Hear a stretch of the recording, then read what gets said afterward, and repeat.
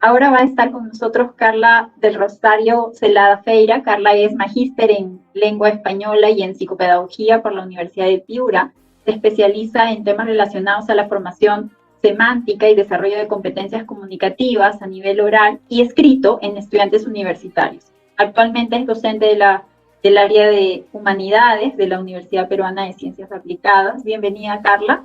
¿Qué tal, Lorena? Fernando, Héctor, muchísimas gracias por la invitación. Estoy emocionada de estar aquí con ustedes compartiendo este momento en una situación de pandemia que nos conmueve, nos conmociona a todos, pero que tenemos que seguir adelante, que no hay marcha atrás y que frente a esta situación tan compleja, nuevas habilidades, nuevas destrezas, nuevas competencias se nos exigen y que sí las tenemos, pero que las debemos, las necesitamos sacar a flote. Y este es el momento. Justamente, cómo impactar en nuestros estudiantes, cómo generar en ellos esa motivación que permanezca durante toda la clase, cómo generar que ellos puedan conectarse con nosotros, vincularse y además aprender. Entonces, estamos viendo justamente lo que compartía Héctor acerca de las estrategias didácticas antes, durante y después de las sesiones de aprendizaje, todo lo que implica ese esfuerzo extraordinario que cada uno de nosotros hace y que cada uno de nuestros alumnos también. No podemos desmerecer el esfuerzo que nuestros estudiantes hacen frente a una pantalla que muchas veces les ofrece distractores que compiten con la clase de cada uno de nosotros. Entonces, ¿cómo establecer esas estrategias que puedan generar que ese estudiante pues se involucre con uno, que nos escuche, que participe, que se conecte, no solo a nivel cognitivo, sino a nivel emocional, porque sabemos perfectamente que si no hay una conexión emocional, no funciona el aprendizaje, no se da la enseñanza.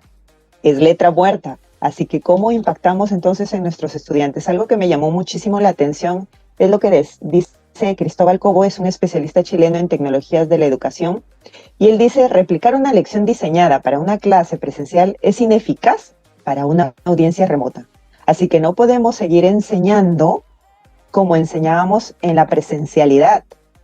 Lo remoto, lo virtual, nos exige otro tipo de estructura, otro tipo de diseño para nuestras clases. Incluso, justo Lorenita decía, tenemos aquí también algunos docentes de primaria, de inicial, de secundaria y también de universitarios, y de verdad que los acompaño en este reto que nos ha tocado vivir y que nos toca muy a fondo, nos toca el corazón y nos exige en el pensamiento reinventarnos y plantearnos un nuevo diseño. De pronto los padres de familia, a los maestros de escuela les dicen, ¿pero por qué? Si antes mi hijo estaba 8 horas, 7, 5 en el colegio y ahora solamente está 3 horas.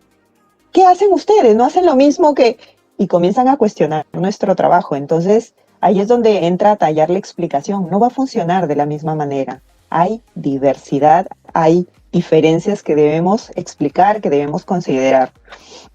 Y lo decía también en varios momentos, varios de nuestros compañeros, el aprendizaje autónomo. ¿Cómo lograr que el estudiante se movilice solo y aprenda solo? De ahí que el detonante se lo tenemos que dar nosotros en las aulas de clase, o en este caso específico, en las sesiones sincrónicas, ¿sí? Algo que me parece indispensable remarcar es que sí es cierto que en la presencialidad saludamos a nuestros estudiantes, pero en este caso es necesario nombrarlos. Decía Héctor, tenemos sus nombres en la pantalla, llamémoslos por su nombre. Hola Juan, ¿cómo estás? Julio, ¿qué tal Adriana? ¿Cómo te has sentido? Carla, ¿cómo te has sentido? Lorena. Ese llamarlos por su nombre, de pronto imagínense detrás de la pantalla ellos, que de repente estaban bostezando o yéndose a la cocina o comiendo, qué sé yo, y escuchan su nombre, se levantan, ¿no? Sergio, ¿qué haces? ¿Escuchaste lo que pregunté? Entonces el chico, quieras o no, de todas maneras se va a conectar contigo no sabemos cómo se siente, no sabemos cómo están. Ustedes saben que en la casa hay una serie de hechos que a veces son complejos, ¿no? El hecho de, a veces hemos visto algunos videos, algún material censurado en relación a lo que sucede en la casa o a lo que sucede en en una clase virtual. Los estudiantes no prenden su cámara porque es su intimidad, porque es un espacio muy valioso para ellos, porque a veces hay discusiones, porque a veces viven cerca del mercado o simple y llanamente pasa el vendedor ambulante ofreciendo lo que sea que venda y se escucha, ¿no? Entonces hay una cierta vergüenza de parte de varios estudiantes que no prenden ni el audio, ¿no? Si no prenden la cámara, imagínense el audio. O si no prenden el audio, imagínense la cámara. Debemos ahí darles la oportunidad para que escriban por el chat. La conversación no se puede dejar de lado. La conversación en una sesión de aprendizaje, en un aula de clases, sea virtual o sea presencial, es sumamente valiosa. Sumamente valiosa. Aquel estudiante vergonzoso, tímido, comienza a soltarse también a través del chat. Sí, tiene que estar clarísimo también, clarísimas las pautas, las normas de convivencia, la etiqueta también al momento de enviar sus mensajes o sus trabajos. Esta estrategia no se puede dejar de perder en la virtualidad, se tiene que cuidar mucho. Nos encaminamos hacia una nueva profesión, en la que el desafío es hacer aprender más que enseñar. Lo decía Philippe Perron, sociólogo suizo, acerca de que es un nuevo desafío el que se nos plantea, hacer aprender más que enseñar. Y el hacer aprender no solo implica que nosotros hagamos caer en la cuenta a nuestros estudiantes de cuestiones que tienen que desaprender para implementar otras que les van a responder a ellos, a sus necesidades, a nivel personal, a nivel académico, a nivel familiar, a nivel social, hasta a nivel económico, a todo nivel. Porque la educación es educación para la vida. Los que hemos optado por la enseñanza y que muchas veces nos han cuestionado, ¿por qué quieres ser profesor, profesora? Hemos optado porque queremos ayudar a las personas a abrir los ojos y a buscar justamente responder a esas necesidades personales y también comunitarias, sociales, y que puedan generar en ellos una mejor vida, ¿sí? Muy bien, la utilización de herramientas virtuales es otra de las estrategias que se plantea en este ámbito de la virtualidad. El Kahoot, el Jamboard, Mentimeter, Padlet y otras más herramientas que tenemos, que nos ofrece la virtualidad, que nos ofrece Internet y que son gratuitas y que las podemos utilizar generando ese impacto, esa concentración, ese involucramiento de parte de nuestros estudiantes. Y justamente aquí tengo un código para que ustedes, por favor, ingresen por favor a Mentimeter y coloquen ese código. Y hay dos preguntas. Comenzamos con la primera pregunta. Entren, por favor, vayan entrando. Mientras tanto, voy a colocarles aquí la pregunta. La tenemos acá.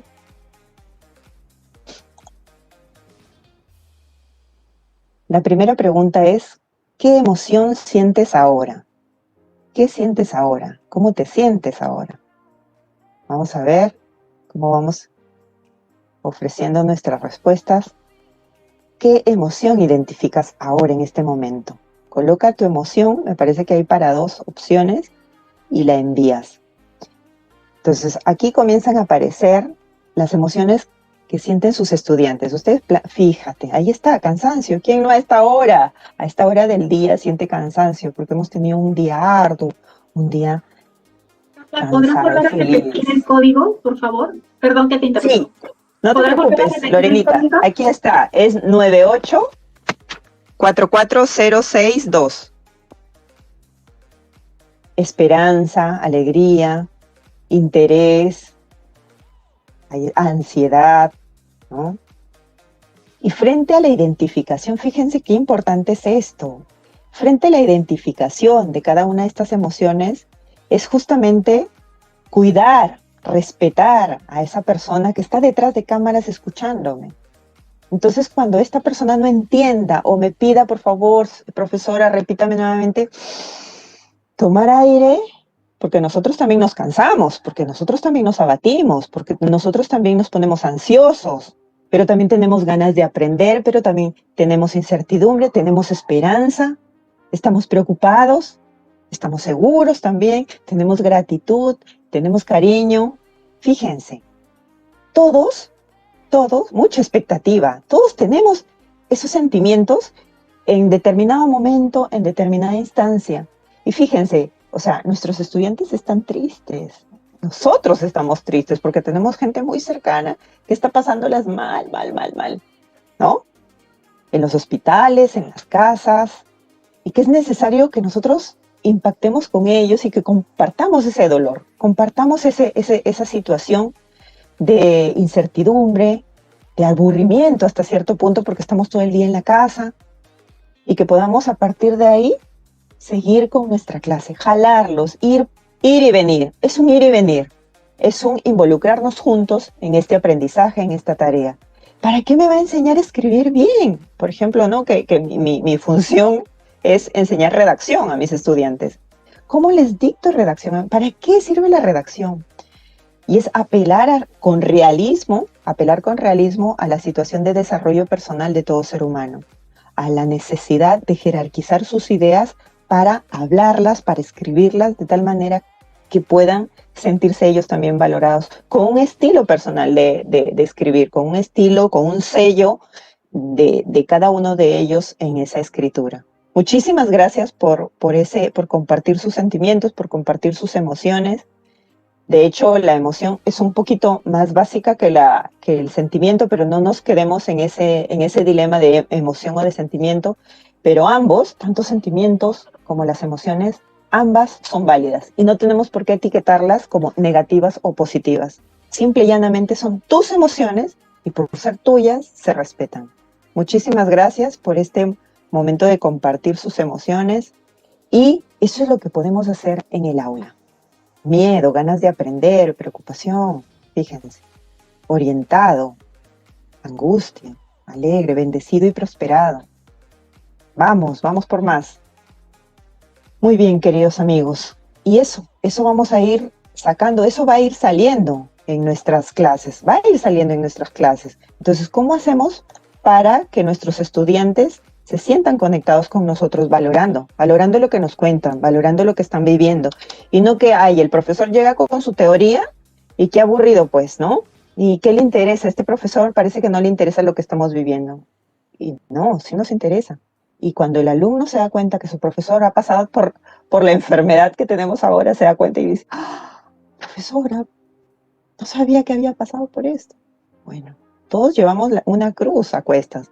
Entonces, esa conexión con nuestros estudiantes va a generar aprendizajes, tengámoslo por seguro. En medio de la batalla, en medio de este caminar, de este andar, va a haber gente que se va a caer. Pero nosotros como profesores, con suficiente bagaje, no solo cultural, sino también emocional, porque un maestro también tiene que formarse a nivel emocional, consigo mismo, con su familia, con sus estudiantes. ¿Por qué? Porque ese testimonio también va a generar que el estudiante diga, sí se puede, sí hay esperanza, sí es posible. Muy bien, queridos amigos. Recordar entonces, ya vamos a la estructura de las sesiones. Hay que recordar algo indispensable para nuestras clases. Al inicio, siempre se tiene que presentar el logro de aprendizaje. ¿Qué se quiere conseguir? ¿Qué se pretende conseguir en esta sesión de aprendizaje? ¿Cómo motivar al estudiante? Que ya lo he venido contando, ¿no? ¿Cómo podemos conectar con él? Hay que recoger sus conocimientos previos, que tú lo puedes hacer también a través de este tipo de herramientas virtuales. Tú colocas qué saben acerca del constructivismo, qué saben acerca de la fe, qué saben acerca de, geometría, etcétera. Entonces el estudiante va lanzando de manera anónima sus respuestas, ¿sí? Muy bien. Otro aspecto importantísimo es el desarrollo de la clase. ¿Cómo voy construyendo conocimiento? A través de una práctica, a través de una discusión, a través de un compartir juntos lo que sabemos, etcétera. Y el cierre termina justamente ¿con qué? Con la conclusión, con las ideas fuerza y con una evaluación. Y que hay que tomar la evaluación como algo que va a suceder de todas maneras. Así como, ¿qué voy a aprender? El profesor necesita saber qué ha aprendido. ¿Para qué? Para que si no ha aprendido algunas cuestiones que él considera necesarias para seguir el siguiente peldaño, tenga que reforzármelas, tenga que retroalimentarme. Entonces nosotros como maestros necesitamos evaluar, pero que no sea una evaluación punitiva, sino una evaluación formativa. Todavía nos cuesta mucho, pero hay que seguir detrás de ese cuidado en la formación de nuestro estudiante. Les decía hace rato, ya me había adelantado, otra de las estrategias es seguir promoviendo la conversación por el chat. La conversación es uno de los textos, es un tipo de texto más completo que puede existir en medio de todos los demás, que el texto argumentativo, que el expositivo, que el descriptivo, etc. El más completo es el de la conversación. Esto no se dice mucho porque hay algunos que no lo consideran como un texto. Pero ¿por qué es tan importante la conversación?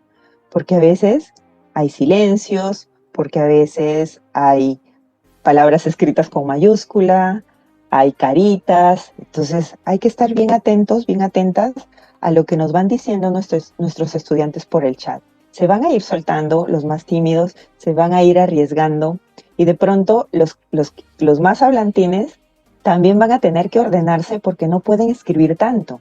Y los ayudamos también, dicho sea de paso, a ser sintéticos, directos, claros y precisos. Hay otra sugerencia de diseño que se les ofrece aquí, que tiene que ver con la anterior, pero es más precisa, más específica.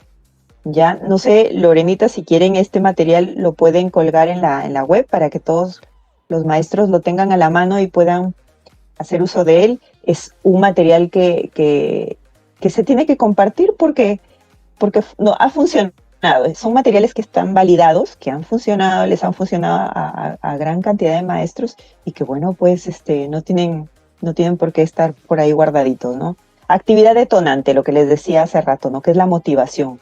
Que el alumno, que yo pueda ofrecerle al estudiante un problema real, una noticia, un caso, un video, algo que le llame la atención y que despegue al siguiente nivel, que es el nivel ya de darle la pauta del contenido, ¿no? La actividad instruccional, donde se explica el contenido. Luego viene la actividad individual para que el estudiante internalice, haga una actividad en la que internalice el contenido, donde ahí podemos estar nosotros acompañando, vigilando si ha calado el contenido, si lo ha incorporado a él o no, o todavía no lo entiende con suma claridad. Luego viene la actividad colaborativa, que es esa actividad en equipo.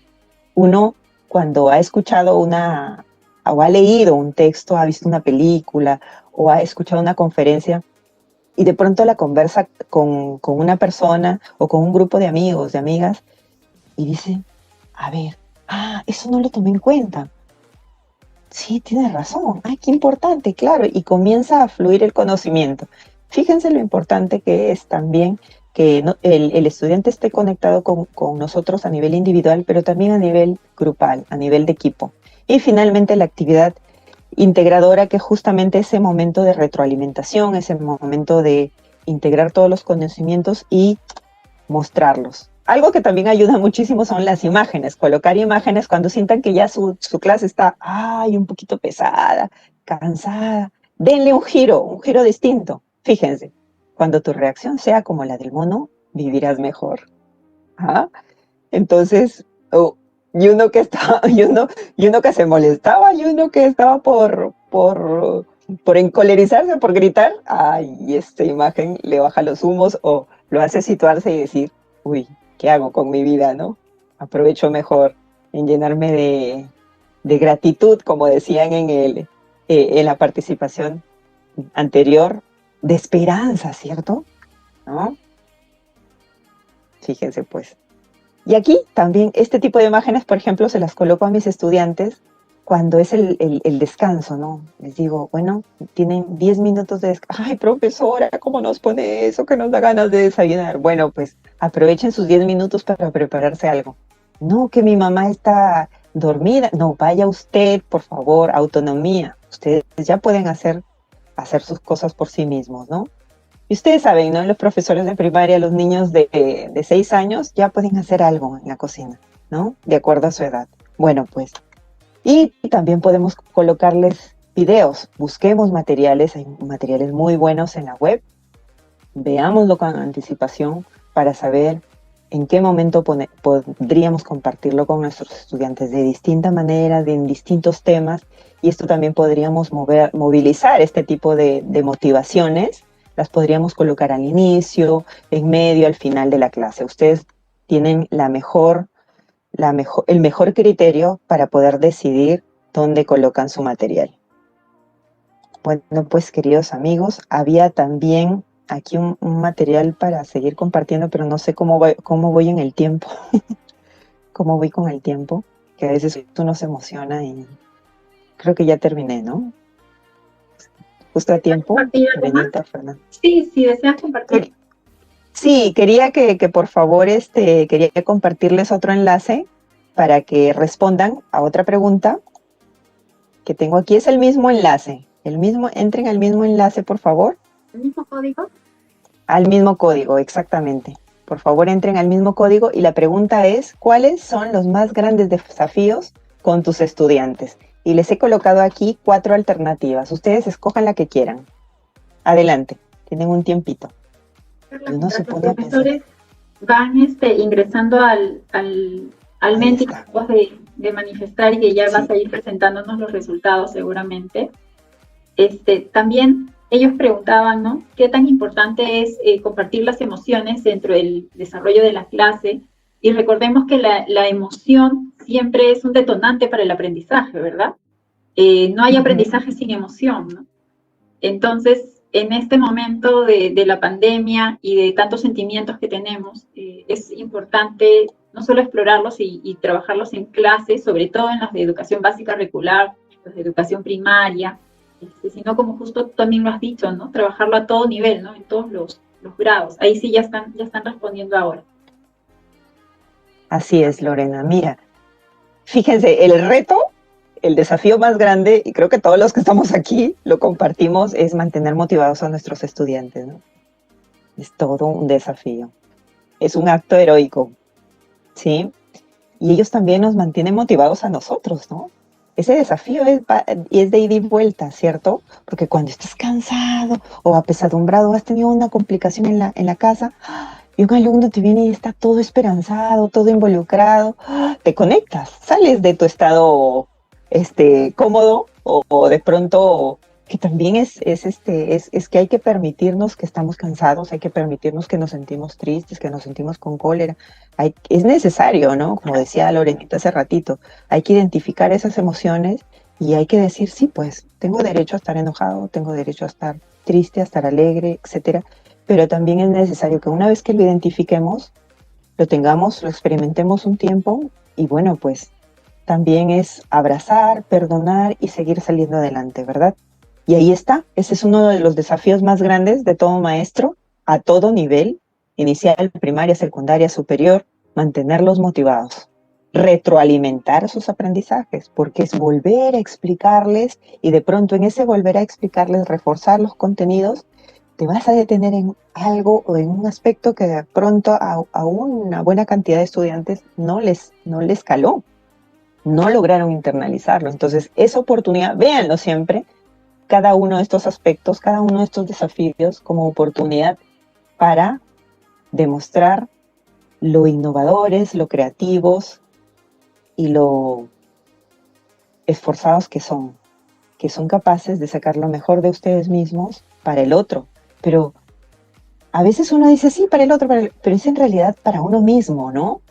Tú te ves capaz de motivar a las personas, eres una persona motivadora, eres una persona que activa a las otras personas, pero que también es capaz de activarse a sí misma, de motivarse a sí misma, de retroalimentarse, de evaluarse, de explicarse. ¿Entienden? Es eso. Primero uno y después el otro. Porque en eso de que el otro primero, uno termina frustrándose. Así que primero uno mismo, dándose lo mejor de sí mismo para dar lo mejor también al otro. ¿Sí? Muy bien, muchísimas gracias, queridos colegas. y a seguirnos motivando, a seguir cuidándonos.